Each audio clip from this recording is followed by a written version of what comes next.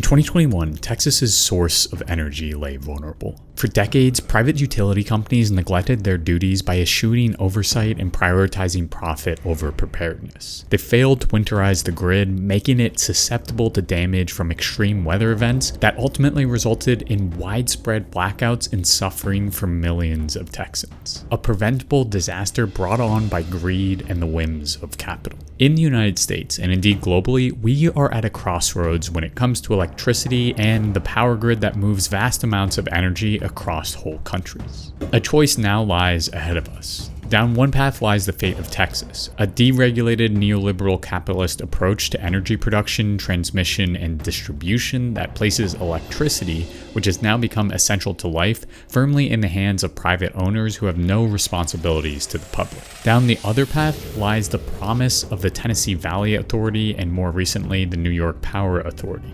Publicly owned utilities that place the decision-making and power in both senses of the word about how energy is created and used into the hands of the people. One path locks in business as usual and climate chaos, and the other charts a future of more equitable and environmentally sound energy grid. Today, we uncover just how crucial the power grid is for a zero-carbon world, as well as how it can be a lodestone for a larger eco-socialist economy that places people and planet above profits. This video is better on Nebula. Use the link in the description below or stick around until the end to find out how you can support our changing climate directly by signing up for Nebula or even gift Nebula to a friend. On Nebula, you can watch this video ad-free and also watch over 30 OCC videos that I haven't released on YouTube, including my most recent Nebula Plus video breaking down what it would take to reach 100% renewable power generation across the grid. Stretching across North America lies a dense network of energy, an interconnected machine of power plants, substations, and power lines, the energy grid. A massive machine bringing power from faraway production to the homes of millions of consumers. Much of our lives in North America function on the security that when we flick on a switch, the light will go on, or when we plug in our phone, it will charge. Without a reliable power grid, that security doesn't exist. But what exactly is the power grid? And what are the utilities that run them? Very simply, the grid is a collection of power plants, transmission lines, and distribution centers that facilitate the movement of energy from producers to consumers. To be clear, utilities are not fossil fuel companies or extraction corporations. They merely purchase oil and gas to use in their generators to create energy that then flows through transmission lines to homes and industry. In short, the grid is the veins and the heart that deliver fuel to customers, and the utilities control, operate, and build out that infrastructure. The grid, especially in the US, however, is primarily controlled by private utilities. As of 2017, investor-owned utilities served 72% of the United States market. And because the infrastructure of energy grid requires immense upfront cost, these utilities need the security of a captive market to make a profit. More specifically, competing with an already established utility by laying out costly new transmission lines, substations, and generation stations is a fool's errand. As a result, utilities in the United States have become natural monopolies in their local markets. Because of this propensity for monopoly power under free market capitalism, a regulatory pact was established from the 1920s to the 1980s that allowed for private utilities to completely capture local markets, but in a heavily regulated manner. In the words of David Roberts from Grist, the regulation of utilities landed on a compromise. In a particular service area, a utility is granted a monopoly.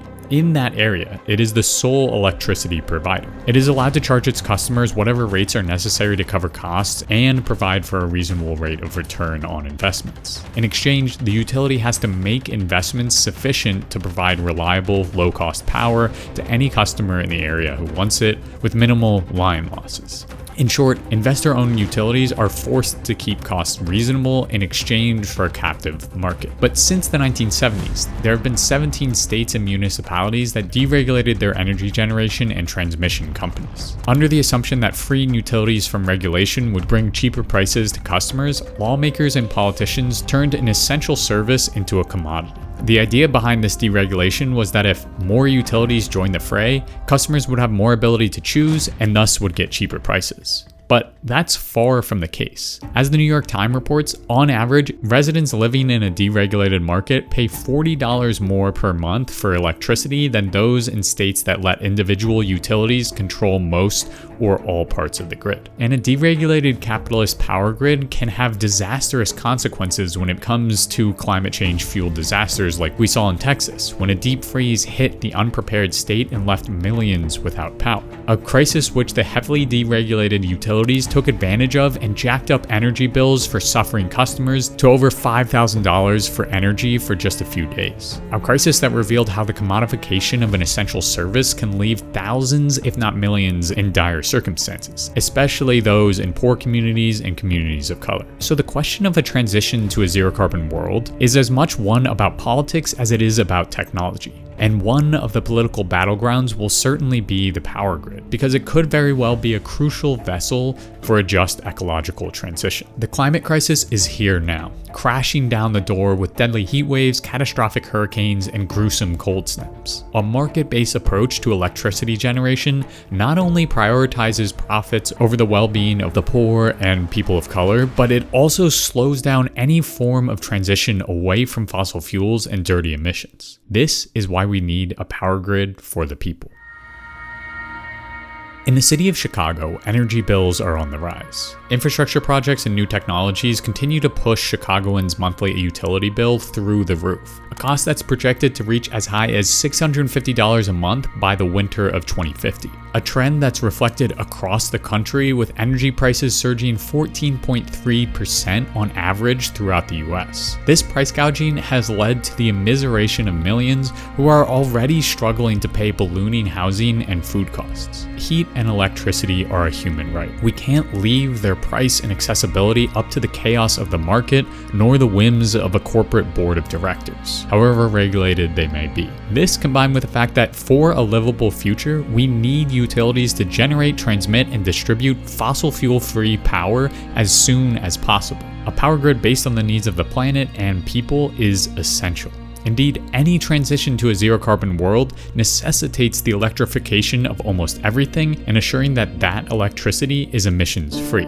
Unfortunately, capitalist forces are making this transition slow and piecemeal. They have actively worked to maintain a fossil fuel industry dead set on locking in emissions-intensive fuels for decades. Because capitalists need the consistency and fluidity of fossil fuels to extract maximum profits from their production. As Andreas Malm's Fossil Capital notes, the purpose of the current power grid and more broadly fossil fuel extraction and production has been to allow capitalists to break away from the temporal and spatial restrictions of the sun, the wind, and water. The fossil capitalist power grid allows the owners of production to concentrate and highly exploit workers in city centers for maximum profits. Because fossil fuels can be anywhere and burn at any time. This is an unacceptable path forward. Our energy cannot exist to pad the pockets of capitalists. So then, how do we shift energy production and transmission from a system based on profit to one based on people and environment?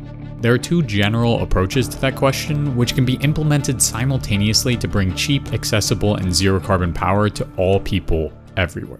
The first is centralized public power. The struggle for a renewable-powered, eco-socialist future need to understand the key role power grids and utilities play in any energy transition. While they certainly aren't a silver bullet solution, radically transforming utilities and through them the power grid can be a linchpin for a broader, just ecological transition. Utilities, after all, have an outsized influence on what our energy system looks like. Indeed, due to the immense control of utilities across power generation and distribution, creating a publicly supported renewable transition mandate for utilities would mean a swift transition across the country. Not to mention, renewable power greatly benefits from large-scale grids. A deeply democratic and extensive renewable public grid could transfer energy from Arizona when the sun is shining to the Pacific Northwest when it's cloudy. In short, supporting some form of national or perhaps international grid could stabilize historically variable energy technologies.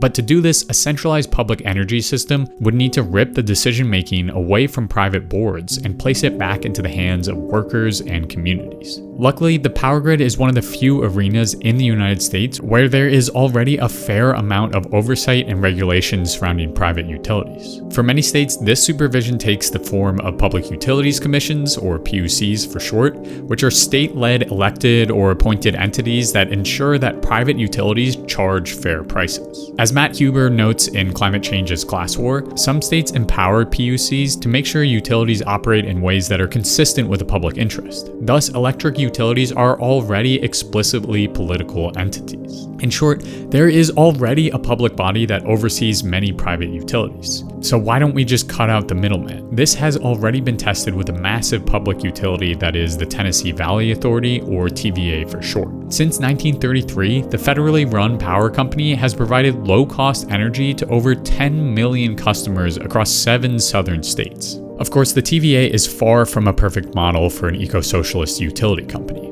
but it's a start. The TVA is still heavily reliant on fossil fuels and reveals that it's not enough to just nationalize or place a utility in the hands of the people. If a people's power grid is to be truly just and ecologically sound, it needs to be subject to the oversight of radical electrical workers' unions, climate justice, and local community councils, with mandates for a swift transition to a zero-carbon and efficient grid that provides low-cost energy to all people. An eco-socialist future demands a power grid free from the shackles of making a profit off of energy and infrastructure. To truly tackle climate change at the speed climate science demands of us, private utilities based on lining the wallets of investors will not do. Instead, an eco-socialist grid would wield centralized public planning to build out a massive network of clean energy generation interconnected through national and international grids. This would inevitably mean massive public investment in projects that may very well be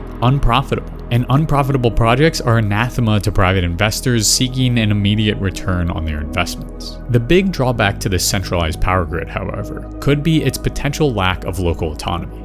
If energy generation is not truly in the hands of people via systems of community councils and direct democracy, then it could very well lead to a situation like the public utility of Exxon in South Africa, which shut down power in poor black neighborhoods to conserve power for those in rich white communities. This is why any centralized eco-socialist power grid will need a system of checks and balances from climate justice and labor groups, as we will see later in the case of the New York Power Authority.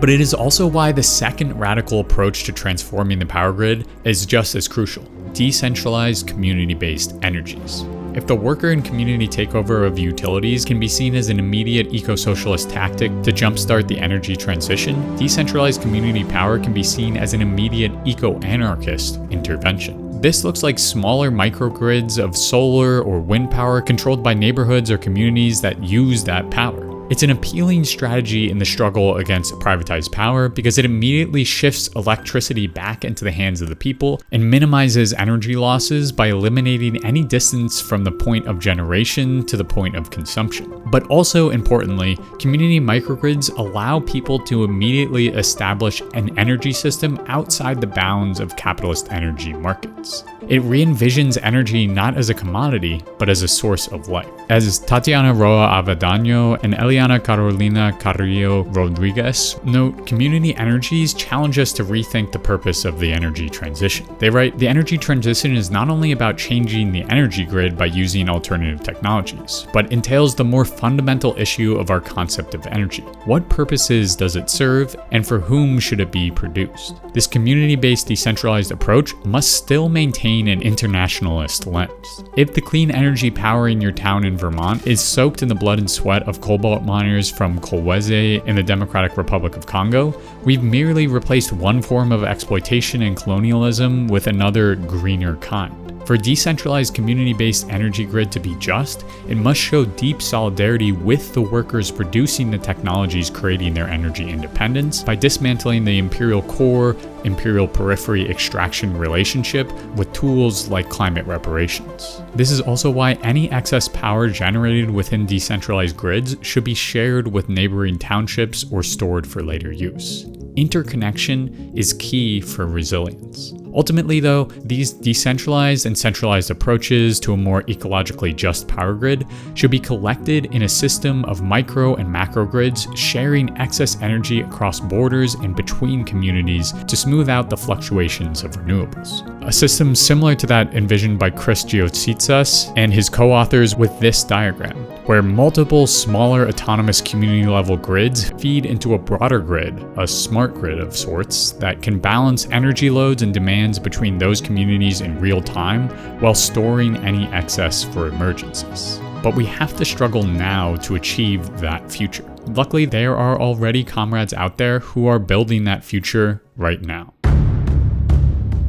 In New York, a socialist wave of organizing and coalition building garnered a significant non-reformist reform win, one that planted a flag in the sand for people's power, in both the political and electrical sense. Spurred on by the successful passage of the Climate Leadership and Community Protection Act in 2019, New York socialists and climate justice organizations sought to make the goal of 100% zero-emission electricity by 2040 a reality by transforming the way power was generated throughout the state. Their target was the New York Power Authority, one of the largest state-owned utilities in the country.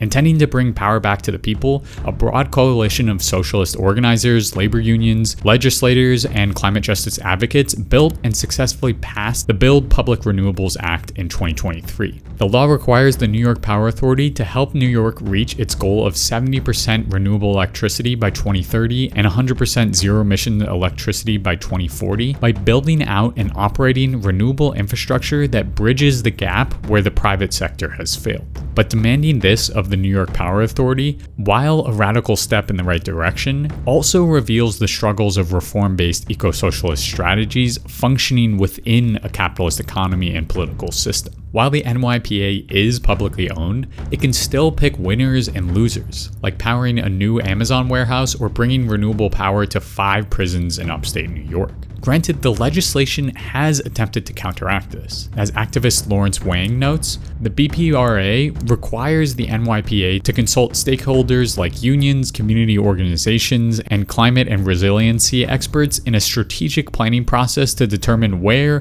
when, and how it builds new renewables, which it then will formalize into official plans. Each plan requires 3 public hearings and a 60-day comment period. Even with this oversight, the New York Power Authority is still building out power for carceral capitalist interests. So until the direction and planning are fully in the hands of the people and not corporate and carceral interests, the power grid might still be wielded to benefit the Amazons and the prison industrial complexes of the world. Which is why we also need to simultaneously build out decentralized power like that in Puerto Rico. There, the visions of decentralized community energies have already come to fruition in the wake of Hurricane Maria and the incompetence of the privatized utility company Luma. After the devastation of the hurricane, the municipality of Adjuntas was left without power for months. In response, a cooperative was formed called Adjuntas Pueblo Solar that erected a solar microgrid in the town to grab access to energy back into the hands of the people. Calling it an energy insurrection, the community built power on their terms and now have the security of power regardless of the whims of Luma. As a result, Adjuntas is building resilience against the onslaught of future hurricanes and providing low-cost energy to pizza shops, markets, and other necessary components of a thriving town. Adjuntas Pueblo Solar not only reveals that building out a community-owned energy system is possible right now, but also that community microgrids based on renewables are resilient in the face of climate-fueled disasters. These are the people-led interventions we need if we are to transition to a zero-carbon, just world as soon as possible. So I encourage you to find the work that's being done in your area and join in the fight. Whether that's canvassing for a campaign to democratize your energy grid in your area, or organizing your union to assert more public, worker, and ecological power over your utility. If you're already in the fight, hop down in the comments to share and build power. Because at the end of the day, public power and a renewable future can only be achieved when we take action. And that means finding, joining, and supporting communities in your area that are actually doing the necessary work. But simply adding wind turbines and solar panels to the current grid won't be enough. To create a genuinely 100% renewable energy grid, we'll not only need a mass people-powered movement, but also a colossal technological and infrastructural buildup. Unfortunately, the section on designing an emissions-free grid got a little too complex and way too long for this video, so I had to cut it. But instead of tossing it aside, I turned it into a full-length bonus video examining what it would take to build a fully renewable grid. That video is available right now exclusively on the creator-owned streaming service Nebula. On Nebula, you can watch over 30 bonus and extended OCC videos like this one on how fossil fuel companies are evading their net zero commitments, or this one on how you can take effective climate action right now. Those are only available on Nebula. And when you're done watching OCC videos, Nebula is home to over 100 other creators producing high-quality, ad-free, and exclusive content. There are new originals arriving seemingly every day, like Wendover Productions' series Logistics of, which dives into the minutiae of how everything from coal mining to commercial fishing to even arms manufacturing works. Or the hilarious new original The Getaway, which pits 6 YouTubers against each other, challenging them to find a snitch among them. Except the catch is, they're all snitches. Here's the crucial part. When you use my special link below, part of your Nebula subscription goes directly to me. And part of it goes directly towards producing Nebula original series, documentaries, or even plays, all of which take video creation to the next level. And the experience of watching all this wonderful media is streamlined and easy to use. Nebula is constantly trying to improve the experience for the viewer. Algorithms, clickbait, and ads, none of that. Because Nebula is trying to redefine video streaming not just for creators, but also for viewers. Ultimately, Nebula allows us creators to make art and content that is as high quality and interesting as traditional media without the corruption and exploitation associated with that industry. So if you want to join a platform that enables creators like me to produce projects we never would have been able to before, allowing us more say in what we create, and getting rid of all of those pesky ads, all the while getting access to exclusive, high-quality videos from hundreds of other creators like Climate Town, Simon Clark, Not Just Bikes, Johnny Harris, and countless other storytellers, you should join Nebula today. And you can become a Nebula member by going to my link at go.nebula.tv/OCC, which you can find in the description. There are options for monthly, yearly, or even lifetime memberships. And when you use my link, you can get 40% off the annual plan. The key is to use my special link. Only when you do that do you directly support me, and in the process get all my videos a month early and gain access to all of the wonderful ad-free bonus content on Nebula. And for those of you who already have a Nebula membership and want to share everything that Nebula has to offer with your family and friends, Nebula is now offering annual gift cards. Use the link gift.nebula.tv/OCC to give a full year of Nebula to a friend. So again, if you want to help support a wonderful group of creators redefine online video, you can sign up with my link at go.nebula.tv/OCC.